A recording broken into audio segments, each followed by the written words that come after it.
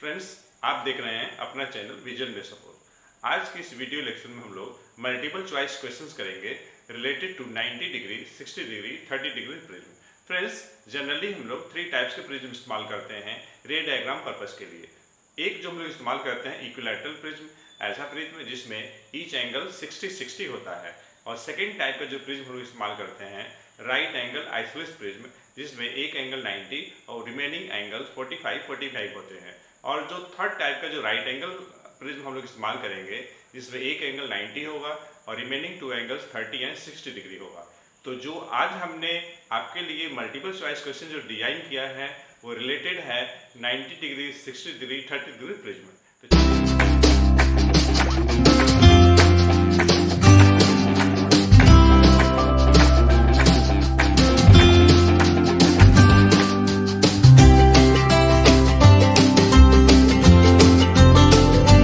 Start करते हैं। तो देखिए ये जो क्वेश्चंस है कुछ इस टाइप से है और इस फिगर से रिलेटेड है। फिगर में आप देखिए एक एंगल 90 है, यहाँ 60 है और यहाँ पे 30 है। और ये देखिए PQ आपका इंसिडेंट रे है और ये जो इंसिडेंट रे PQ जो है रेयर से डेंसर में जा रही है। और ये आप देख सकते हैं यहाँ पे बहुत ही आसानी से देख सकते हैं ये 90 पे इंसिडेंट हो रही है। तो friends, as we know that there are two conditions for no deviation whenever a light ray incident normally, and second thing, the refractive index of both medium will be the same. तो उस case में light रे में कोई deviation नहीं होती है, मतलब रिफ्रैक्शन तो होती है लेकिन विदाउट डेविएशन होती है। यहाँ पे देखिए फर्स्ट कंडीशन फुलफिल हो रही है, मतलब उन दोनों में से एक कंडीशन फुलफिल हो रही है। और वो कंडीशन क्या है? For normal incidence. देखिए PQ फेस BC पे नॉर्मल इंसिडेंट हो रही है, तो ये विदाउट डेविएशन ग्लास में एंटर कर जाएगी, रिफ्रैक्ट कर जाएगी विदाउट चेंजिंग इट्स पार्ट्स। तो देखिए अलोंग PQR, जो PQ इंसिडेंट रे है और QR आपका रिफ्रैक्टेड रे है। किसके लिए? इंटरफेस BC के लिए। इंटरफेस BC क्या है? ये एक ऐसा सरफेस है जो कि एयर और ग्लास को सेपरेट कर रही है। और देखिए for the face BC angle of incidence 0, angle of refraction भी 0, क्योंकि इस केस में नॉर्मल के अलोंग ही इंसिडेंट रे भी है और रिफ्रैक्टेड रे भी है। अब यहाँ पे देखिए R पॉइंट पे क्या होगा? एंगल ऑफ इंसिडेंस 60 होगा।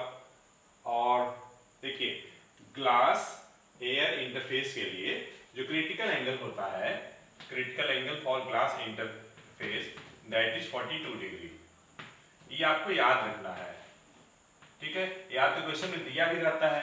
और यहीं भी मान लीजिए वाटर की अगर बात आ जाएगी, फॉर वाटर एयर इंटरफेस, तो उसके लिए क्रिटिकल एंगल 48 डिग्री होता है। या तो क्वेश्चंस में जितना दिया रहेगा हम उसको फॉलो करेंगे, वैसे क्वेश्चन में दिया रहता है।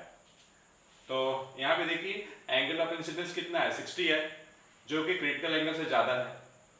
और लाइट जो आपका QR है travelling from denser into rare. तो in this way both conditions for the total internal reflection are satisfied here.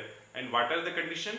The light should travel from denser into rarer medium, and second condition, angle of incidence in the denser medium should be greater than critical angle.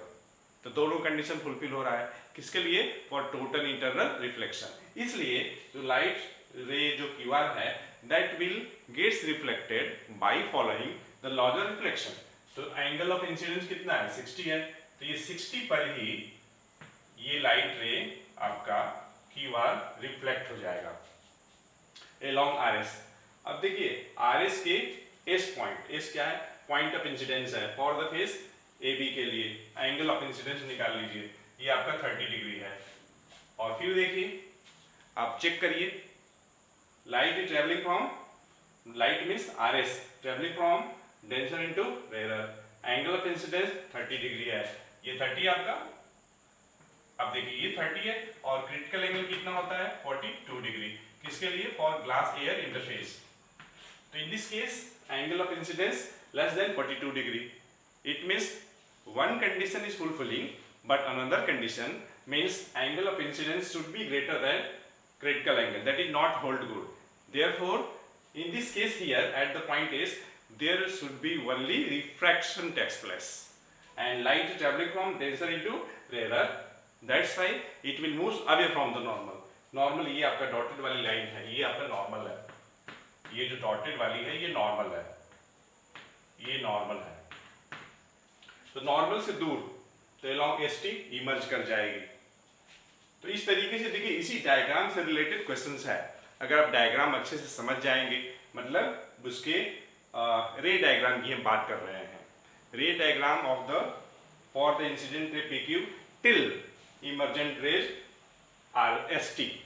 ST आपका emergent rays है। फिर एक बार समझिए, for the face BC PQ incident ray है और QR refracted ray है। For the face AC QR incident ray, RS refracted ray. For the face interface AB RS incident ray है और ST रिफ्रैक्टेड रे है। लेकिन overall PQ incident ray और ST emergent रे है। बात को समझिएगा। देखिए इसी फिगर से लिंक क्वेश्चंस हैं। देखिए पहला क्वेश्चन क्या है, the phenomena eight the surface AC, AC आपका सरफेस है, इज रिफ्रैक्शन होगा, पार्शियल रिफ्लेक्शन होगा, टोटल इंटरनल रिफ्लेक्शन, देखिए शॉर्ट में लिखा हुआ है TIR, स्कैटरिंग, स्कैटरिंग की तो यहाँ बात ही नहीं है। तो इन चारों में से कौन सा ऑप्शन होगा?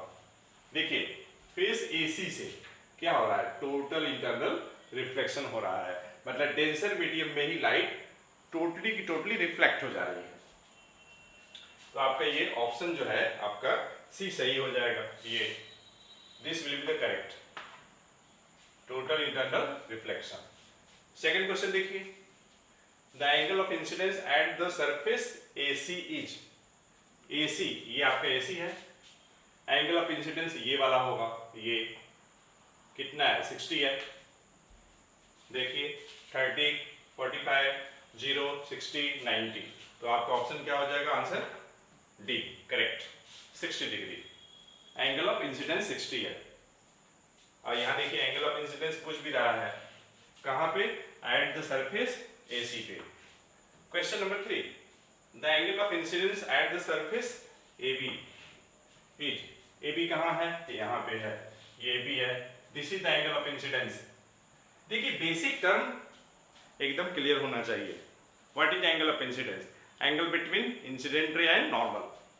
देखिए for the face AB RS incident ray, और ये आपका नॉर्मल है, ये नॉर्मल है, दिस इज द नॉर्मल। तो एंगल ऑफ इंसिडेंस और नॉर्मल के बीच एंगल 30 डिग्री है। देखिए ऑप्शन में 30, 0, 45, 60, 90, तो क्या आंसर हो जाएगा? ये आपका फर्स्ट आंसर हो जाएगा सही। क्लियर है? अब देखिए जो आपका फोर्थ क्वेश्चन है, लास्ट क्वेश्चन, ध्यान दीजिएगा। Which of the following statement is wrong? ध्यान दीजिएगा, करेक्ट नहीं पूछ रहा है, रॉन्ग पूछ रहा है।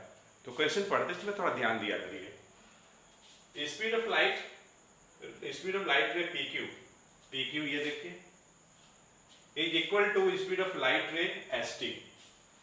एकदम बात सही है। क्यों सही है? PQ लाइट रे है इन द एयर, ST भी किस में है? एयर में है।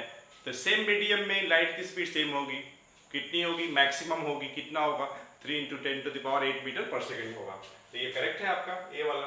और हमको ढूंढना क्या है? हमको रॉन्ग ढूंढना है। B option, speed of light ray QR, ये देख QR is equal to speed of light ray RS। ये देखिए ये आपका QR और ये है RS, ये दोनों की स्पीड की बात हो रही है। तो सेम होगी। क्यों सेम होगी? क्योंकि ये देखिए ग्लास में ही बात हो रही है। तो एक पर्टिकुलर मीडियम में लाइट की स्पीड सेम होगी, तो QR और RS की स्पीड इक्वल होगी। ये भी सही है, बी ऑप्शन भी सही है। C option, speed of light ray PQ is greater than the speed of light ray RS। RS आपका ये है और PQ आपका ये है।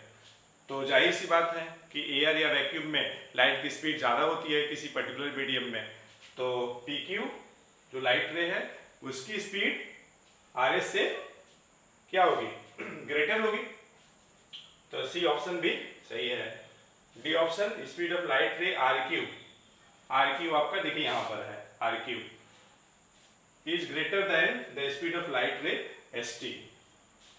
तो एस टी क्या है, लाइट रे एस टी एयर में लाइट की स्पीड तो मैक्सिमम होगी, और आर एस किसी ग्लास में है तो लेस होगी in comparison to the speed of light in air और वैक्यूम।